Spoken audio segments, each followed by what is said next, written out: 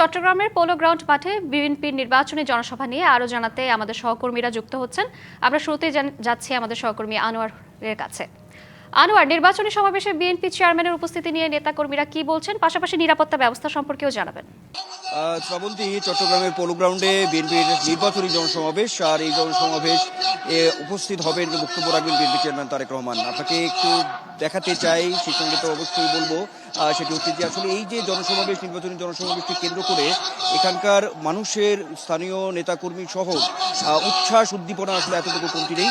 এই polo ground মাঠ, এটি কিন্তু এখন আমরা যতটুকু দেখছি যে প্রায় অনেকটাই কিন্তু মানুষ এখানে লোকে লোকারণ্য মানে আসতে শুরু করেছেন। এখানে মহানগরের নেতাকর্মী থেকে শুরু করে আশপাশের যে জেলাগুলো আছে সেখান থেকেও বিপুল একটি জনসমাগম ঘটবে এই পোলো গ্রাউন্ডে নির্বাচনী জনসমাবেশে, এমনটা কিন্তু বারবারই আসলে কর্তৃপক্ষীয় জায়গা থেকে বলা হচ্ছে। আমরা দেখেছি যে নেতৃত্বস্থানীয় যারা আছেন তারা বলেছেন যে একটি ঐতিহাসিক জনসমাবেশ হবে এটি, আর সেই সঙ্গে 15 থেকে 20 লাখ মানুষের সমাগম ঘটবে, এমনটা কিন্তু আসলে বলা হচ্ছে। তো আইনশৃঙ্খলার কথা বলছিলেন আপনি, সেখানে আমরা সকাল থেকেই আইনশৃঙ্খলা রক্ষাকারী বাহিনীর যে তৎপরতা সেটি কিন্তু যথাযথভাবে আমরা দেখতে পাচ্ছি, এবং মঞ্চ থেকে স্থানীয় নেতৃবৃন্দ যারা আছেন তারা কিন্তু বারবারই যেটি বলছেন যে যারা এই যে নেতাকর্মী যারা আসছেন এই পোলো গ্রাউন্ডে, তারা যাতে অত্যন্ত সুশৃঙ্খলভাবে থাকেন, একটি সফল জনসমাবেশ হবে, একটি ঐতিহাসিক জনসমাবেশ হবে, এমনটাই কিন্তু আসলে তারা বারবার মঞ্চ থেকে বলছেন। এখন যে সময়টি নির্ধারিত আছে যে এই পোলো গ্রাউন্ড জনসমাবেশে আসবেন বিএনপি চেয়ারম্যান তারেক রহমান বেলা 11টা থেকে 11:30টার মধ্যে, এমন একটি তথ্য আছে। একটু জানিয়ে রাখি যে আজকে এই চট্টগ্রামেই সকাল 9:30 থেকে 10টার মধ্যেই, অর্থাৎ শিক্ষার্থীদের সঙ্গে একটি মতবিনিময় আছে বিএনপি চেয়ারম্যান তারেক রহমানের।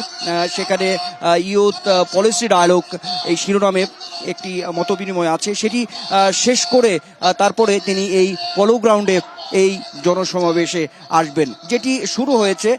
এই নির্বাচনী জনসমাবেশ সিলেট থেকে শুরু করেছেন বিএনপি চেয়ারম্যান তারেক রহমান। বিএনপির যে আনুষ্ঠানিক জনসমাবেশ সেটি তো আজকে এখানে বিভিন্ন বিষয় আসবে তার বক্তব্যে, এমন কিছু তথ্য আছে, যেমন তিনি যে বিভিন্ন সময় পরিকল্পনার কথাগুলো বলেছেন, বিশেষ করে বিএনপি সরকার গঠন করতে পারলে, নির্বাচনে জয়ী হলে যে বিভিন্ন ধরনের যে জনঘনিষ্ঠ, জীবন ঘনিষ্ঠ যে সেবাগুলো রয়েছে, বিশেষ করে ফ্যামিলি কার্ড, হেলথ কার্ড, কৃষক কার্ড, এই বিষয়গুলো কিন্তু বারবারই বিএনপি চেয়ারম্যান তারেক রহমান তিনি বিভিন্ন অনুষ্ঠানে, বিশেষ করে নির্বাচনী জনসমাবেশেও বিষয়গুলো তুলে ধরেছেন।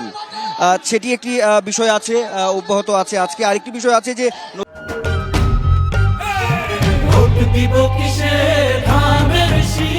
নতুন করে যদি কিছু পরিকল্পনার কথা হয়তো আজকে এই চট্টগ্রামের জনসমাবেশ উঠে আসবে, এমন একটি তথ্য আছে। যেহেতু এটি বন্দরনগরী, বাণিজ্যিক রাজধানী হিসেবে খ্যাত, সেই জায়গা থেকেও কিছু বিষয় আছে। সব মিলিয়ে বলতে গেলে শ্রাবন্তী, নিশ্চয়ই যে কথাটি বলে শেষ করতে চাই সেটি হচ্ছে যে একেবারেই কিন্তু লোকে লোকারণ্য, বিভিন্ন মানুষের সমাগম ঘটছে। নিঃসন্দেহে চট্টগ্রামের এই পোলো গ্রাউন্ডে নির্বাচনী জনসমাবেশ বিএনপির একটি ঐতিহাসিক জনসমাবেশ হবে, এমনটাই কিন্তু সর্বস্তরের নেতাকর্মীরা আশা প্রত্যাশা ব্যক্ত করছেন। শ্রাবন্তী। আনোয়ার, আপনাকে ধন্যবাদ। আপনি আমাদের সঙ্গেই থাকুন। এই মুহূর্তে আমাদের সঙ্গে আরো একজন সহকর্মী যুক্ত রয়েছেন, মুজিবুল হক। মুজিব, জনসভা ঘিরে নিরাপত্তা পরিস্থিতির পাশাপাশি বিএনপির সমর্থকদের উৎসাহ উদ্দীপনা কেমন দেখছেন, সব মিলিয়ে বিস্তারিত জানাবেন। 2 দশক পরে বন্দরনগরী চট্টগ্রামে এসেছেন বিএনপি চেয়ারম্যান তারেক রহমান। যেহেতু নির্বাচনের আগে এই জনসভা, সেক্ষেত্রে এটি আলাদা একটি গুরুত্ব পাচ্ছে। বিএনপি নেতাকর্মীরা বলছেন এটি শুধুমাত্র দলীয় জনসভা নয়, এটি সাধারণ মানুষের জনসভায় পরিণত হয়েছে। আমরা বিএনপি নেতাকর্মীদের সাথে কথা বলে যতটুকু জানতে পেরেছি, বেলা 11:30 নাগাদ বিএনপি চেয়ারম্যান এই পোলো গ্রাউন্ড মাঠে আসার কথা থাকলেও ইতিমধ্যে কিন্তু কানায় কানায় পরিপূর্ণ হয়ে গেছে এই পোলো গ্রাউন্ড মাঠ। বিভিন্ন জায়গা থেকে চট্টগ্রামের 15টি উপজেলা, পাশাপাশি পার্বত্য চট্টগ্রাম থেকেও কিন্তু নেতাকর্মীরা আসছেন। পার্বত্য চট্টগ্রামের 3 জেলা থেকেও বিপুল সংখ্যক নেতাকর্মীরা আসছেন। আপনি নিশ্চয়ই দেখতে পাচ্ছেন একেবারে বাদ্যের তালে তালে ঢাক ঢোল পিটিয়ে নেতাকর্মীরা আসছেন। একেবারে নির্বাচনী একটি উৎসবের আমেজ আমরা এখানে দেখতে পাচ্ছি, এবং নেতাকর্মীরা আশা করছেন, যেহেতু চট্টগ্রামে আপনি জানেন যে 16টি সংসদীয় আসন, এই আসনগুলোতে যারা বিএনপি মনোনীত প্রার্থীরা রয়েছেন তারা এই জনসভার মাঠে উপস্থিত থাকবেন। বিএনপি চেয়ারম্যান তাদেরকে এই জনসভায় লাখো মানুষের কাছে পরিচয় করিয়ে দিবেন। এবং নেতাকর্মীরা আশা করছেন এই জনসভার মধ্য দিয়ে নির্বাচনের মাঠে ভোটের মাঠে একটি প্রভাব পড়বে, তো সেটি তারা আশা করছেন। এর আগে বিএনপি চেয়ারম্যানের একটু সকাল থেকে যে কার্যক্রম বা কর্মসূচি সেটি একটু জানাতে চাই যে সকাল থেকে চট্টগ্রামের যে হোটেল রেডিসন ব্লু সেখানে বিএনপির যে স্থানীয় পর্যায়ে নেতাকর্মীরা রয়েছেন তাদের সাথে তিনি বৈঠক করেছেন। এরপরেই সকাল 9:30 থেকে চট্টগ্রামের যে সমস্ত বিশ্ববিদ্যালয় এবং কলেজের শিক্ষার্থীরা রয়েছেন তাদের সাথে তিনি সভা করছেন। অর্থাৎ বিভিন্ন বিশ্ববিদ্যালয় কলেজের যারা তরুণরা আছে তারা চট্টগ্রাম নিয়ে কী ভাবছেন, তারা আসলে চট্টগ্রামকে কিভাবে দেখতে চায় সেটি তাদের কাছ থেকে জানার চেষ্টা করছেন। আপনি জানেন চট্টগ্রামে প্রায় 66 লাখ ভোটার এবং এর অধিকাংশই তরুণ ভোটার, এবং এই তরুণ ভোটাররা বন্দরনগরী চট্টগ্রামকে কোন দৃষ্টিকোণ থেকে দেখতে চায় সেই দৃষ্টিকোণ।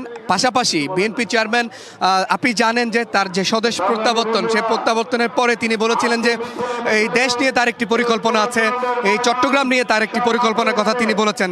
আপনি জানেন এই চট্টগ্রাম দেশের দ্বিতীয় বৃহত্তম বাণিজ্যিক রাজধানী, এবং চট্টগ্রামে যে বন্দর, চট্টগ্রামের বিভিন্ন উন্নয়ন প্রকল্প, নেতাকর্মীরা বলছেন যে চট্টগ্রামের তৃতীয় শাহ আমানত সেতু, চট্টগ্রামের ভেটেরিনারি বিশ্ববিদ্যালয় সহ বিভিন্ন উন্নয়ন প্রকল্প বিএনপির সময়ে হয়েছে, এবং তারা আশা করছেন আজকের যে জনসভা সেই জনসভায় বিএনপি চেয়ারম্যান বক্তব্য রাখবেন এবং আগামী দিনে নির্বাচন কেন্দ্রিক চট্টগ্রাম নিয়ে তাদের বিএনপির যে পরিকল্পনা সেটি তুলে ধরবেন। পাশাপাশি চট্টগ্রামের 16টি সংসদীয় আসনে তারা উপস্থিত থাকবেন। মোটা দাগে যেটি বলা চলে যে একটি নির্বাচনকে কেন্দ্র করে চট্টগ্রামের মানুষের জন্য তারেক রহমান কি বক্তব্য রাখছেন, কি নির্দেশনা দিচ্ছেন, কি নেতাকর্মীদের উদ্দেশ্যে কি জনসভায় কি বক্তব্য রাখছেন, সেটির জন্য মূলত এই নেতাকর্মীরা আসলে মুখিয়ে আছেন, অপেক্ষা করছেন। তো আমরা আছি এখানে, এবং ধাপে ধাপে যে নেতাকর্মীরা আসছেন সে খবর নিশ্চয়ই আপনার মাধ্যমে আমরা দর্শকদের জানাতে পারবো। মুজিব, আপনাকে ধন্যবাদ।